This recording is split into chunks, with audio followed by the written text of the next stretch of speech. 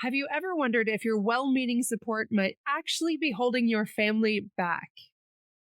Today, we're going to uncover the surprising ways that enabling can impact relationships and how shifting to empowerment can transform your relationships.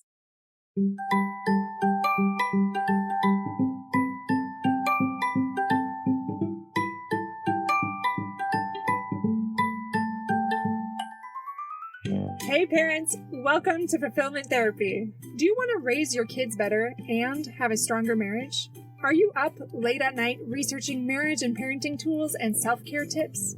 Do you start each day hoping for deeper connections and less chaos, but it ends with family arguments and going 12 different directions again? My name's Kendra, wife, mom, therapist, and growth enthusiast. It wasn't until I discovered how to fulfill my unmet needs that I was finally able to show up as my best self, as a spouse and parent.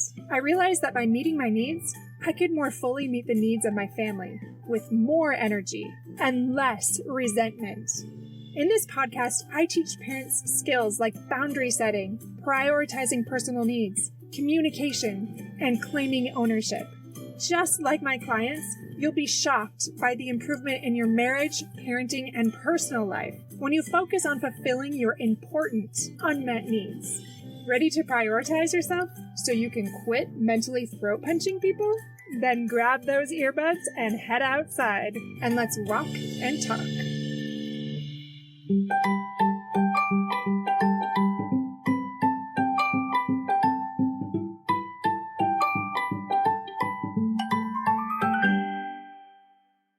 Welcome back to Fulfillment Therapy, where we explore ways to improve your mental health, wellness, and life fulfillment. I'm your host, Kendra Nielsen, and today we're talking about a common yet misunderstood behavior, and that is enabling. This is something I've talked about before, but it's worth coming back to again and again because it comes up with all my clients again and again. You might have noticed that my voice is a little bit off today. I do have a cold. Feeling pretty good, but I sound a little different for sure. So yes, you are listening to the same person, despite the voice change. And before I jump into everything, I do want to remind you about our amazing courses that are there for you to take your life to the next level. So don't forget to check those out. I really have put in so much to these super affordable courses. And if you're feeling like you're just stuck, but you're not ready to sign up with a therapist, or maybe you have in the past, and you just need a little extra accountability or psychoeducational resources, tools, any of those things, those are there for you in simple step-by-step ways broken down into weekly lessons. Generally, those are 12 weeks. So if you want 3 simple months of diving in to improve your life, go check those out on fulfillmenttherapy.org. All right, now hopping back into enabling. Enabling is when we support others in ways that prevent them from facing the consequences of their actions, and that unintentionally fosters dependency and unhealthy behaviors. It's almost like being a safety net that's always deployed, and it prevents your spouse or kids from learning to navigate life's challenges independently, almost like how a bird might never learn to fly if it's always carried by a parent. Like it might not even know that it's capable of flying because the parent always wants to make it easy on that child. So I want to start with a story because I love stories. I had this client recently that was talking about how much they love their kids. She's an incredible mom in a lot of ways. She loves to show up for her kids, but now they're adult children, and she's continually complaining about this situation where they are expecting her to do all these things, even without asking. When it comes to childcare, when it comes to finances, she lets them stay on their property rent-free, some of them, and they're always bailing their kids out of financial distress. Now, nobody questions their love for their kids. And yet she's put herself in this situation where they are continuing to take from her because she keeps giving and giving. So like we always do, we go back to boundaries, we do some boundary work, we do some assertiveness training, many of these things that help all of us because there's always more we can do to communicate more effectively and to stand up for ourselves and to teach people about what's okay and what's not okay. I don't want to get into an episode here about boundaries and assertiveness, although I always come back to those as well because they're very important. But this one is about enabling. Like, how can you know if you're crossing that line? Now let's just talk hypothetically here. Maybe you can imagine a family where the parents are always covering for their kids' mistakes, thinking that they're helping. But as time passes, that child grows into an adult who expects other people to fix their problems. When we do this, like I just mentioned in that other story with my client, we are creating children that depend on us too much, and they don't learn how to be self-sufficient. They don't learn how to be more resilient. So how do we break this cycle if we're falling into that in simple ways? Like maybe you're not even financially covering everything for your kids or having them live on your property, or they rely on you for all their childcare. Maybe you're not to that extreme, but you find that you're doing it in small ways, like taking them their homework every time when they forget it, or if they have problems with their friends, you're trying to work it out.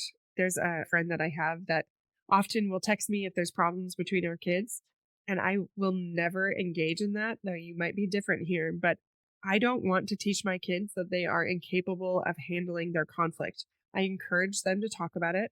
If they're not ready to, I do not push them too much, maybe gentle nudges, but I give them time to process and then I revisit it with them. But I don't jump in to fix it. And I definitely don't do these things where parents can overcorrect and say, oh, my kid's right. And you just get that mama bear sense and you just want to defend them even when they might be in the wrong. So I really try to teach my kids, no, I'm not going to solve your problem, but I will help you process it and work through it. And then you can go and solve that problem because I want to teach them to be self-sufficient. All right, now let's review enabling one more time because sometimes people understand it from a different angle.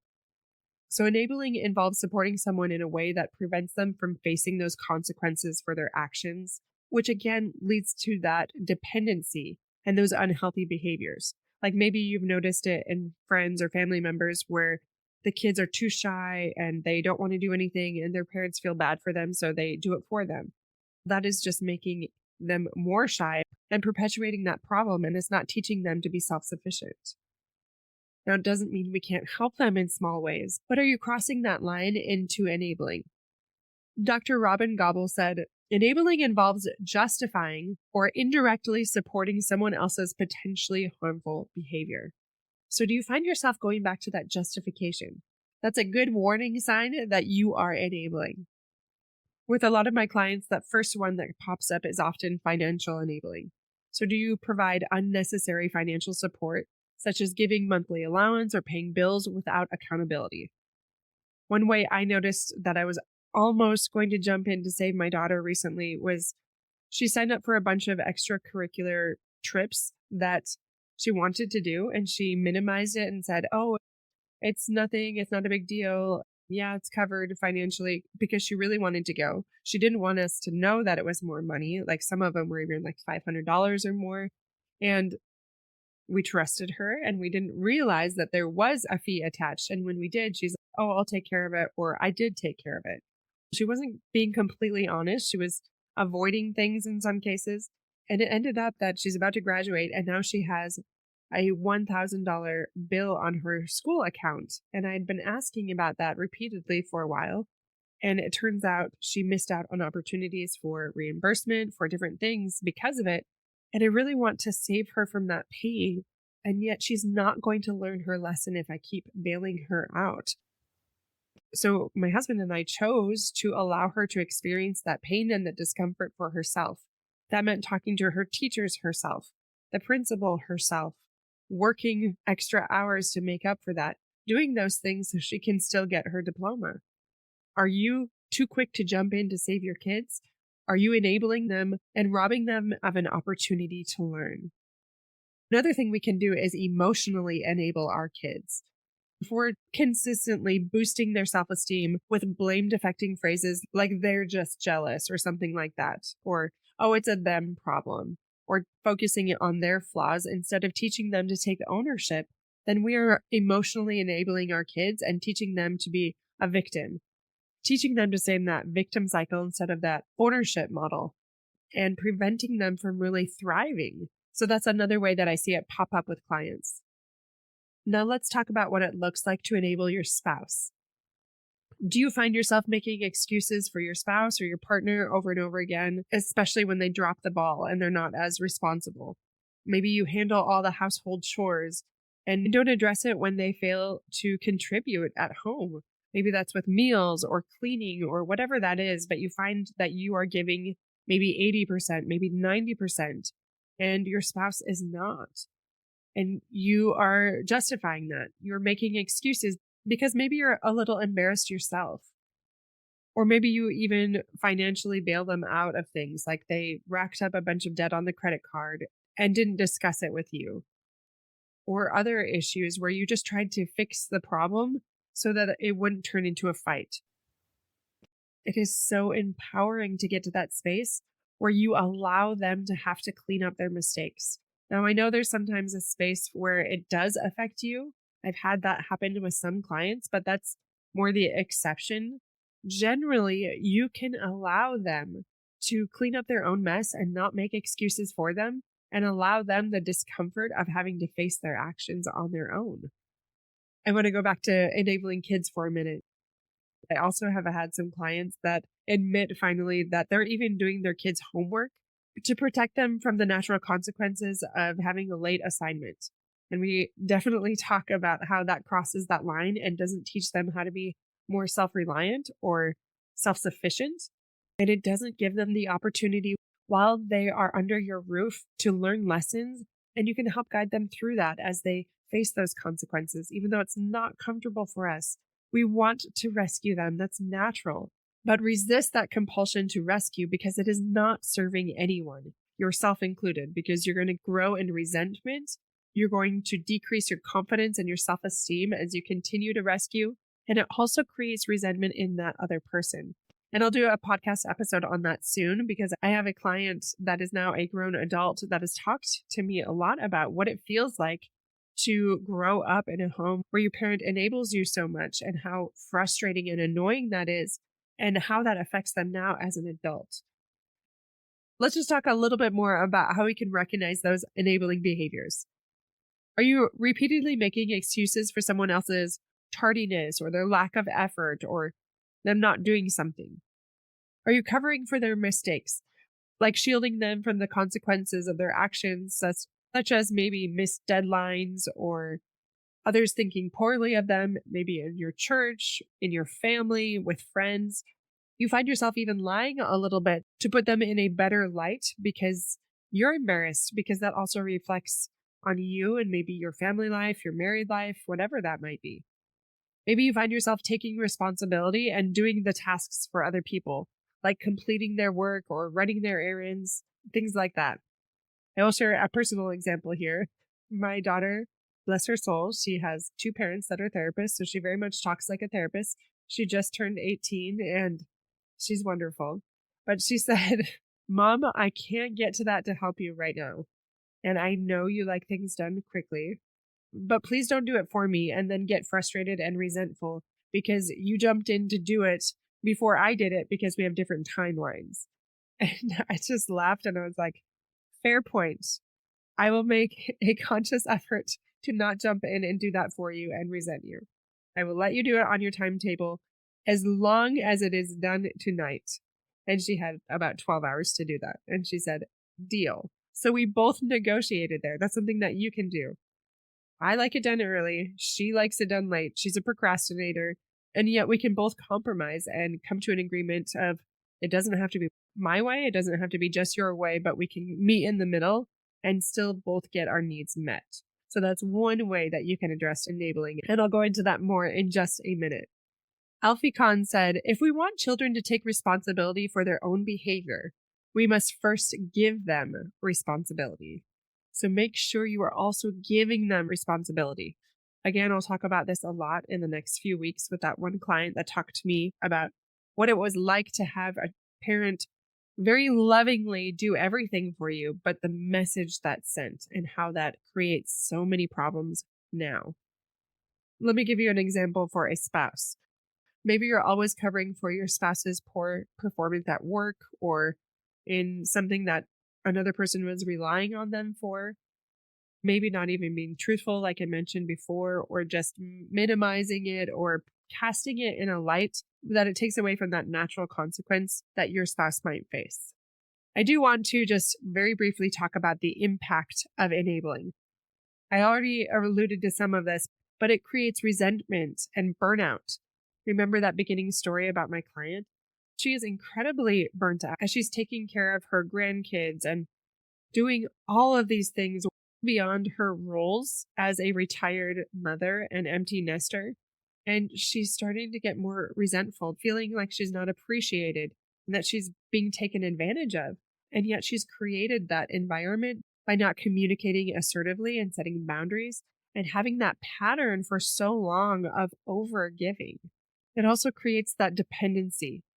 So it prevents your loved ones from developing that self-reliance and those problem-solving skills that they need to thrive. So you are handicapping your kids. It is often cloaked in love, but it is not helpful. It's not. Naomi Sternberg said, "A parent who continuously rescues his child is trying to rescue himself from the pain of seeing his child self-destruct." Isn't that so good? I'm going to read that again. A parent who continuously rescues his child is trying to rescue himself from the pain of seeing his child self-destruct. So letting go when your child is choosing to do things, no matter what you have taught them, that might bring them pain, but recognizing you're robbing them of an experience that will help them thrive later through that learning opportunity. Another thing that it can do is impact self-esteem, not only for your child, but for yourself. So constantly enabling can erode self-esteem by implying that person is incapable of handling those situations. Again, I'll talk about this in future weeks because there's a lot that goes into this, but it really does send that message that they are incompetent. They're not capable of taking care of themselves. That really erodes that child's self-esteem or even an adult like your spouse. And it erodes your own self-esteem when you get taken advantage of, when you don't feel respected, when they start to rely on you too heavily because you created that environment. When enabling happens and you do this to your spouse and your kids, it leads to several unhealthy behaviors and outcomes, such as, again, dependency and lack of self-reliance, entitlement, and irresponsibility because they know somebody else is going to clean it up. Also, strained relationships because of that tension, that resentment, delayed personal growth because you're stunting their growth. You're preventing them from those experiences that would help them, like that bird learning to fly. Like they don't even know they can fly, and you're preventing them from knowing what they're capable of. And then the last one that comes up is obviously mental health issues. That's why I have those kids come in as my clients, whether they've grown up or they're still kids, because they have depression or anxiety or a myriad of other things, because they weren't taught those lessons. They don't believe in themselves. They struggle with self-esteem issues. Maybe you've noticed this yourself with your own parents, and you didn't know what you didn't know. You didn't even necessarily want your parents to step in so much, and you thought that was normal and that was okay, but now you're experiencing the detrimental side effects of that, of growing up with that for so long, and maybe you're even noticing yourself repeating that pattern with your own children. Now is the time to step in and stop those patterns. You can shift from enabling to empowering. So empowering involves teaching skills and promoting that self-reliance, while enabling shields people from consequences. So if you notice yourself starting to jump in to save somebody, step back, do whatever you can do to distract yourself, and stop yourself before you go to that pattern again and again. Change those neural pathways. Like I've alluded to before, it's super important to set boundaries. Like in almost every episode I do, when you establish clear limits, that helps encourage that personal responsibility and independence. We all need a little help with this, so do a search for fulfillment therapy and boundaries, and you'll get a lot of episodes where we talk about boundaries. This might be teaching a child to manage their own chores instead of doing them for them. Even though initially that might create a little more work, it will not create more work in the long run, and really not even that long. We think it's going to take a long time, but it doesn't. Another thing I talk to a lot of my clients about. Lynn Lott and Jane Nelson said, turn control over to young people as soon as possible so they have power over their own lives. Now, obviously, we do this as is developmentally appropriate, but we want to give them that power and control. I feel like my husband and I have done this very well because my daughter's about to leave for college. All of my kids help make meals. They start taking a turn to make a meal as soon as they turn 11. So they know how to cook. They do their own laundry. They always have Saturday morning chores. They have after dinner chores. And they know how to be self-reliant so that when it's time to leave, they are very capable of doing it themselves.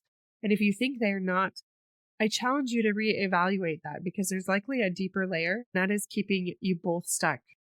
All right, I'm just going to give you a few quick tips on how to create a healthier dynamic when it comes to changing that enabling. Have those family council discussions. Have open discussion on how to address enabling and how to set boundaries and what they like and what they don't like, and listen to them rather than get defensive. If therapy needs to happen, have a third party that can help you work through these problems, and don't be embarrassed by it. Please remember that so much of therapy is preventative and it helps you work through those wedges. It's important to do this before they leave the house. Even if they're younger, this can be very beneficial. Another big one is make sure that you are doing all you can to learn how to communicate assertively and how to set boundaries. So those are some of the biggest things I work on with clients because they need to be improved again and again until we get that right. All right, those are just a few tips I have for today, my friends. Remember that if you are making excuses or justifications for family members, maybe you are too far on the side of enabling. And it's time to empower them rather than cripple them. Set those boundaries, seek help, collaborate with your family, have those discussions, have that open communication, and seek to change. You don't have to reside in guilt and stew in all of the things you might have done wrong. Just commit to change and remember that we are all learning. Sometimes we don't know what we don't know. And when we do know it, it's our responsibility to take action to change those behaviors. It's not too late. They'll accept your apology. Just move forward knowing that you can change together and it's going to work out. Thanks for listening today, my friends. Don't forget to check out our blog, or if you want to be part of our team, go to fulfillmenttherapy.org, and you can find us on Instagram, Facebook, Pinterest, all the places, and those links are in the show notes, so check them out there. I'll see you back here with a new episode every Monday and Thursday. Until then, my friends.